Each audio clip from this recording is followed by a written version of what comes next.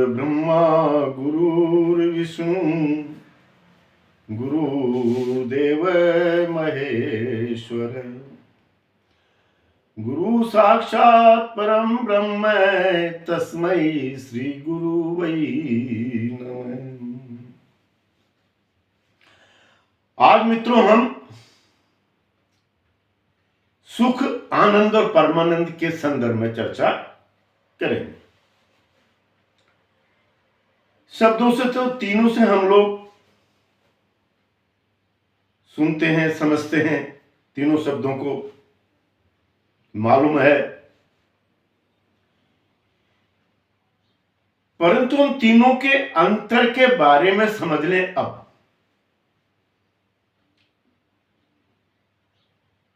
ये शब्द भी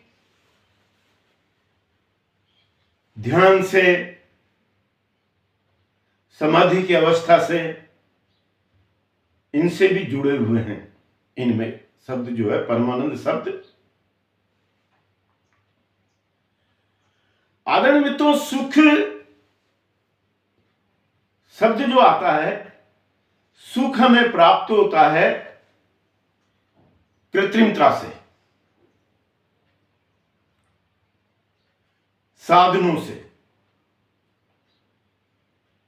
जैसे आप साइकिल से जा रहे हैं तो आपको मोटरसाइकिल मिल गई, मोटरसाइकिल के बाद में आपको कार मिल गई, फिर आप उसमें बैठ रहे हैं, उससे जो सफर कर रहे हैं, यात्रा कर रहे हैं, उसमें भी फिर हमें एसी वाली गाड़ियां मिल जाए तो हमारा सुख और बढ़ जाता है। यानी जो बाहर से, जो कृत्रिम साधनों से जो हमें प्राप्त होता है शरीर के लिए, उसके लिए सुख कहते हैं। जैसे कि कमरा है, कमरे में एसी लगा हुआ है तो अलग विषय है। दोनों में भी एक अंतर है, एक तो प्राकृतिक रूप से जो ठंडा करता, एक जो एसी जो ठंडा करता है। इसको आप आपके उससे समझ लें। यानी संसाधनों से जिससे शरीर को सुख प्राप्त होता है उसको सुख कहते हैं। और भी आप इससे ज्यादा जान सकते हैं, व्याख्या यही है। दूसरा शब्द आता है मित्रों आनंद। आनंद की प्राप्ति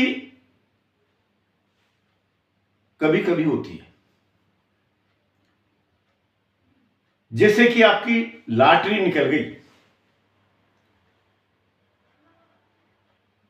तो कुछ समय के लिए तो आप लोग आनंद में रहे, लेकिन जब फिर पैसा गिना अपन ने तो आनंद में रहे, लेकिन फिर जब हो गए तो अपन एक अभ्यस्त उसके अंदर आ गए। यानी कि आनंद तो खत्म, अभ्यस्त उसके अंदर आ गए अपन। जैसे संतान का सुख, ये भी आनंद की प्राप्ति देता है, क्योंकि ये हृदय को भी देता है और शरीर को भी सुख देता है। ये हृदय से, हृदय को सुख देता है, आंतरिक सुख मिलता है, उसको हम आनंद कहते हैं। आकस्मिक रूप से किसी का मिल जाना तो कुछ क्षण के लिए हमें आनंद प्राप्त होता है। आप इसे भी और आगे अपने मस्तिष्क से सोच सकते हैं, समझ सकते हैं। जो एक समय के लिए आनंद देता है, सुख देता है, आनंद देता है, उसको हम आनंद कहते हैं कि भाई एक समय है इसका निश्चित, ये इतने समय तक ही, उतने समय तक रहेगा, उसके लिए हम आनंद कहते हैं। और भी कई तरह से हमें आनंद की प्राप्ति होती है। परमानंद शब्द अलग है मित्रों, ये सब इन दोनों से ऊपर है। इसकी व्याख्या करना साधारण आदमी के, ये साधारण प्रवचनकर्ताओं के भी बस की बात नहीं है, उनका विषय भी नहीं है। परमानंद उसे कहते हैं जिसमें हम लोग एक अवस्था के अंदर आ जाते हैं और जिसमें हम हमेशा उस अवस्था में मगन रहते हैं।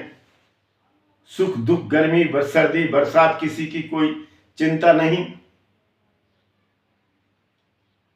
हमेशा सुख की प्राप्ति हो। ये मित्रों एक रहस्य है, इसमें कोई शक नहीं। इसको वही व्यक्ति समझ सकता है जो आसन लगाता है, प्राणायाम लगाता है, जो ध्यान पर बैठता है।